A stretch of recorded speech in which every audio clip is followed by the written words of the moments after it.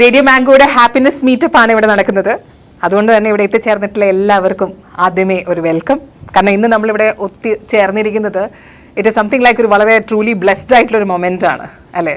ഒരു തലമുറകൾക്ക് മുഴുവൻ വാക്കുകളെ എഴുതിയിട്ടുള്ള ദ ലെജൻഡറി ലിറിസിസ്റ്റ് സംഗീതജ്ഞൻ നമ്മുടെ പത്മശ്രീ കൈതപ്പുറം ദാമോദരൻ നമ്പൂതിരിയാണ് ഇന്ന് നമ്മളോടൊപ്പം ഇവിടെ എത്തിയിരിക്കുന്നത്.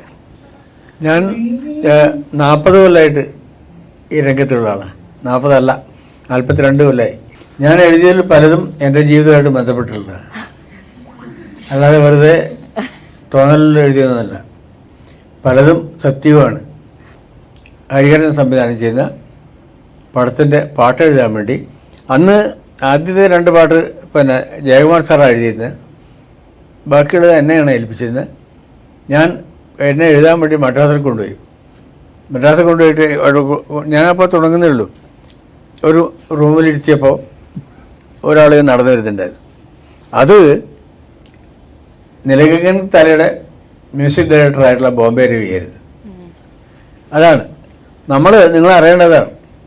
നമ്മൾ ഒരേ ലക്ഷ്യം. ജീവിതം എന്ന് പറഞ്ഞാൽ ഒരു ജീവിതമേ ഉള്ളൂ നമുക്ക് ജീവിക്കാൻ. നമുക്ക് വേണം തോന്നുന്നതിൻ്റെ നമ്മൾ പിന്നാലെ പോകണം, അല്ലെങ്കിൽ നമ്മളെ കയ്യിൽ നിന്ന് പോകുന്നത്. ഒരിക്കലും ജീവിതം നമ്മളെ വിടാതെ നമ്മളെ കയ്യിൽ നിന്ന് പോകാതെ നോക്കണം എന്നുള്ളതാണ് ഞാൻ പറയുന്നത്. ഞാൻ അന്ന് മുതൽക്ക് എന്തൊക്കെ ആഗ്രഹിച്ചിരുന്നോ, ഇച്ഛ എന്ന് പറയുന്നത് ഇച്ഛാശക്തി, ജ്ഞാനശക്തി, ക്രിയാശക്തി സ്വരൂപിണി എന്നാണ് ദൈവത്തെ പറ്റി പറയുന്നത്. അമ്മയെ പറ്റി പറയുമ്പോൾ ഇച്ഛാശക്തിയാണ് ആദ്യത്തേത്, പിന്നെ ജ്ഞാനശക്തി, പിന്നെ ക്രിയാശക്തി, നമ്മുടെ പ്രവൃത്തി. അത് മാറരുത്. ഒരു 19 വർഷമായി റേഡിയോ മാംഗോ ആദ്യമായിട്ട് കേരളത്തിലെ private FM radio Kozhikode launch ചെയ്യുന്ന സമയത്ത് 19 വർഷങ്ങൾക്ക് മുമ്പ് കേരളത്തിലെ ആദ്യത്തെ പ്രൈവറ്റ് FM റേഡിയോ ആയിട്ട് റേഡിയോ മാംഗോയുടെ ജിംഗിൾ എഴുതിയിട്ടുള്ളത് നമ്മുടെ കൈതപ്പുറം തിരുമേനിയാണ്. നമുക്ക് ആ ജിംഗിളിലൂടെ ഒന്ന് കടന്നു പോകാം അല്ലെ. അതിലുപോലും ഞാൻ വിഷയങ്ങൾ എഴുതിയിട്ടുണ്ട്. നമ്മളൊന്നാണ് അല്ലേ? അതെ അതെ.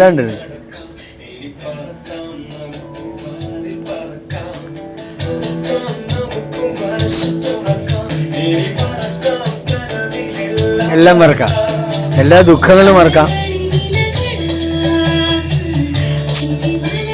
ഇങ്ങനെ പോവാ.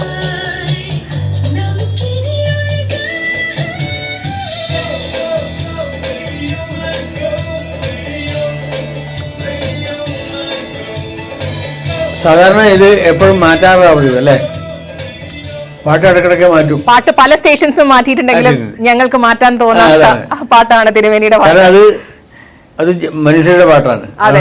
അപ്പൊ ഞാനിങ്ങനെ വിചാരിക്കുന്നു 19 വർഷം എന്ന് പറഞ്ഞിട്ടുണ്ടെങ്കിൽ നമ്മൾ മണിക്കൂറുകൾ, എല്ലാ മണിക്കൂറിന്റെയും ടോപ്പ് ഓഫ് ദ അവറിൽ റേഡിയോ മാംഗോയുടെ സ്റ്റേഷൻ ജിംഗിൾ പ്ലേ ചെയ്യും. അപ്പൊ മണിക്കൂറുകളുടെ കണക്ക് വെച്ച് നോക്കുകയാണെങ്കിൽ 1,66,000 മണിക്കൂറുകൾ ഈ കഴിഞ്ഞ വർഷങ്ങളിൽ എത്രയും പലരുടെയും കാതുകളിലേക്ക്, പലരുടെയും വീടുകളിലേക്ക് എത്തിയിട്ടുള്ള ഈ വരികൾ ശരിക്കും പറഞ്ഞിട്ടുണ്ടെങ്കിൽ മാംഗോയെ ആവാഹിച്ച് തിരുമേനി എഴുതിയിട്ടുള്ള പാട്ടാണ് അല്ലെ. ശരിക്കും ഈ പാട്ട് എഴുതാനുണ്ടായിട്ടുള്ള ഒരു നിമിഷമൊക്കെ ഓർത്തെടുക്കാവോ? കാരണം ദീപക് ദേവാണ് ഇത് കമ്പോസ് ചെയ്തിട്ടുള്ളത്. പെട്ടെന്നാണ് നമ്മൾ ചെയ്തത്. അയാള് പിന്നെ ട്യൂൺ ഇട്ടു.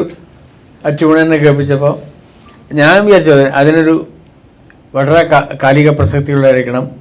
നമുക്കെല്ലാം മറക്കാം, നമുക്ക് ഒന്നാകാം എന്ന് പറയുന്ന ഒരു സംഭവം, നമുക്ക് ഇങ്ങനെ ഒഴുകി നടക്കാം എന്ന് പറയുന്നത്, അങ്ങനെയുള്ള സംഭവങ്ങളൊക്കെ ഞാൻ ആഗ്രഹിച്ചിരുന്നു വരണമെന്ന്. പുതുമ അനുസരിച്ച് നടക്കാൻ പാടുള്ളൂ. ഇന്ന് നമ്മൾ കഴിഞ്ഞാൽ അടുത്ത നിമിഷം എന്ന് പറയുന്നത് നമുക്ക് പുതുതാണ്, അത് നമുക്കറിയാത്തതാണ്. അത് നമ്മളെപ്പോഴും ശ്രദ്ധിക്കണം ജീവിതത്തിൽ. ഇന്ന് ഞാൻ കുട്ടിയായ കാലത്തെന്ന് പറയുന്നത് റേഡിയോ മാത്രമേ ഉള്ളൂ. അതും പിന്നെ അന്ന് ആലപ്പുഴ റിലേ ചെയ്യുന്ന ആ പ്രോഗ്രാമേ ഉള്ളൂ. ഞാൻ പാട്ട് കേൾക്കാൻ വേണ്ടി ഒരു 4 കിലോമീറ്ററൊക്കെ നടക്കാറുണ്ട് വൈകുന്നേരം, പാട്ട് കേൾക്കാൻ വേണ്ടി മാത്രം. വൈകുന്നേരം 7:30 പാട്ട്. കണ്ണാടി ഇല്ലത്തെ ദാമോദരൻ നമ്പൂതിരിയെ കൈതപ്പുറം എന്ന് വിളിച്ചത് കാവലനാരായണ എന്ന് കേട്ടിട്ടുണ്ട്. അത് എപ്പോഴാണ്, എങ്ങനെയായിരുന്നു അത്? ഞാൻ പണിക്കസാറിൻ്റെ കൂടെ ഉണ്ടായിരുന്നു കുറേ നാൾ. എൻ്റെ ഗുരുനാഥൻ അദ്ദേഹം എന്നെ ഒരു ഒന്നുമില്ലായ്മയിൽ നിന്ന് പിടിച്ചുയർത്തിയിട്ടുള്ള ആളാണ് പണിക്കസാർ. എഴുതാൻ പറഞ്ഞു, പാടാൻ പറഞ്ഞു, റേഡിയോയിൽ എഴുതാൻ എന്നെ പ്രേരിപ്പിച്ചു, എനിക്ക് അവസരങ്ങൾ തന്നു. നാടകത്തിൽ വേണു, ഗോപി വലിയ മഹാന്മാരായിട്ട് ആൾക്കാരുടെ കൂടെ നിർത്തി എന്നെ നാട്ടിലൊക്കെ കൊണ്ടു നടന്നു. ഡൽഹിയിലൊക്കെ പല പ്രാവശ്യം ഞങ്ങൾ പോയി. ആ കാലത്ത് റേഡിയോയിൽ ആദ്യമായിട്ട് എഴുതുമ്പോൾ കണ്ണാടി വേണ്ട, നമുക്ക് നാടിൻ്റെ പേര് കൊടുക്കാം, കൈതപ്പുറം. കൈതപ്പുറം. അതെ. ഈ ഒരു സീക്രട്ട് ഓഫ് ഹാപ്പിനെസ് എന്താണ് തിരുമേനിയുടെ? അല്ല, നമ്മുടെ മനസ്സ് തുറക്കുക എന്നുള്ളതാണ്. അപ്പോഴേ നമുക്ക് ഹാപ്പിനെസ് ഉണ്ടാവുള്ളൂ. അത് മൂടി കെട്ടി വെച്ചാൽ മഴക്കാറ് മൂടുന്ന പോലെ ഇരിക്കും. പെയ്യട്ടെ, പെയ്തു തീരട്ടെ എന്നാണ്. ഇപ്പൊ തിരുമേനിയുടെ പാട്ടുകളിലേക്ക് നമ്മൾ നോക്കുകയാണെങ്കിൽ ഇദ്ദേഹം ഹുക്ക് വേർഡ്സിന്റെ രാജാവാണ് അല്ലെ. ദേവദുന്ദുബി ഫസ്റ്റ് വേർഡ് നിങ്ങൾ ശ്രദ്ധിച്ചാൽ മതി. ദേവാങ്കണം. ഇനി ലജ്ജാവതി ആണെങ്കിൽ തന്നെ ലജ്ജാവതിയെ. ഇപ്പൊ ദേവദുന്ദുബി പിന്നെ ഒരിക്കലും ഉപയോഗിച്ചില്ല ആരും. അത് ഉപയോഗിച്ചിട്ടുള്ളത് പിന്നെ ദേവദുന്ദുബി തന്നുള്ള പാട്ടില്ലേ, ഞാൻ അഭിനയിച്ച പാടാണ്. അതിൽ ആ പാട്ട് പോലും ഭരതൻ എന്നോട് പറഞ്ഞിട്ടുണ്ട്, നിങ്ങളെ കാണാത്തതുകൊണ്ടാണ് ഞാൻ പിന്നെ കുറുപ്പസാറിനെ കൊണ്ട് അത് എഴുതിച്ചു. അതെ, പറഞ്ഞെഴുതിച്ചതാ.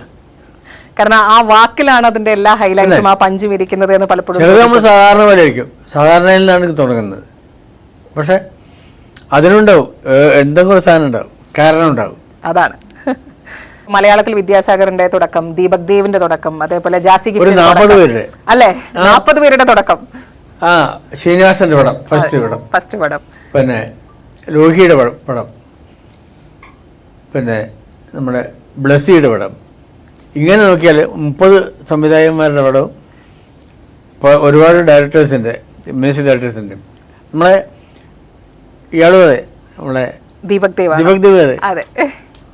ഒരു എഴുത്തുകാരൻ എന്ന നിലയിൽ തന്റെ പാട്ടിലെ ഈ വരി കണ്ടിട്ട് ഇത് ഞാൻ എഴുതിയതാണല്ലോ എന്നുള്ളൊരു അഭിമാനം, എനിക്ക് അത്ഭുതം തോന്നുന്നത്. അങ്ങനെ ഒരു വരി ഏതാണ്? എന്നെ ഈ ഞാനായി ജ്വലിപ്പിച്ചുണർത്തിയ ഒരു അഗ്നിയെ പോലും അവിശ്വസിച്ചെങ്കിലും കോസൽ രാജകുമാര എന്നും ആ സങ്കല്പ പത്മങ്ങളിൽ തലചായ്ച്ചു വെച്ച് സീത ഉറങ്ങിയുള്ളൂ. ഒരുപാട് പേര് ഇരിപ്പുണ്ട്. ഇവരൊക്കെ തന്നെയും പഴയ പാട്ടുകൾ വീണ്ടും ചികഞ്ഞെടുക്കുന്നത് കാണുന്ന സമയത്ത് തിരുമേനി എനിക്ക് തോന്നുന്നത് എന്താണ്? ഞാൻ ഭാസ്കരൻ മാഷയും വയലാറിനെയും ഇഷ്ടപ്പെടുന്ന ആളാണ്. ദേവരാം മാഷയും കൃഷ്ണമൂർത്തി സ്വാമിയും ഒക്കെ ഒന്ന് കാണാൻ, ദാസരത്തിനെയൊക്കെ ഒന്ന് കാണാൻ ആഗ്രഹിച്ചിട്ട് ഓടിയിട്ടുള്ള ആളാണ്. നിങ്ങൾ അങ്ങനെ എന്നെ കാണുമെന്ന് ആഗ്രഹമുണ്ടെങ്കിൽ എൻ്റെ ഭയങ്കര ഭാഗ്യമാണ്. അതെ, ഞാനത് അനുഭവിച്ചിട്ടില്ല. ആ ദാസരത്തിന് 100-ലധികം പടങ്ങൾ ഞാൻ ദാസരത്തിന് 100-ലധികം പാട്ടെന്ന് പറയാം, ഞാൻ എൻ്റെ മ്യൂസിക്കിൽ ഞാൻ ദാസരത്തിന് പറഞ്ഞു കൊടുത്തിട്ടുണ്ട്. നിങ്ങൾ ആലോചിച്ച് നോക്ക് അതിൻ്റെ ഒരു ത്രില്ല്. മ്യൂസിക്കാരുടെ പ്രണയം ഡിഫറെൻ്റ് ആണ് എന്ന് പറയുമ്പോഴും ഇപ്പോൾ പഴയ കാല വിവിധ ജനറേഷൻസിന് പ്രണയം എഴുതിയിട്ടുള്ള കൈതപ്പുറം ഇവർക്ക് വേണ്ടിയൊരു, എൻ്റെ ശരീരം മാത്രമേ കേടായിട്ടുള്ളൂ, മനസ്സൊരു ലേശം പോലും കേടായിട്ടില്ല. ഒരു പ്രശ്നം എനിക്കില്ല.